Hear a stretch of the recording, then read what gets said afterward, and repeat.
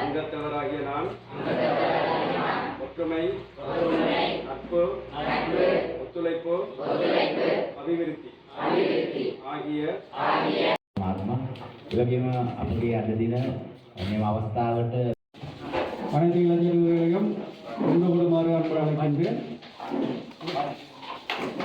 முன்னுக்கு வாங்க. உங்கள் சார்பாக வரவேற்கின்றேன்.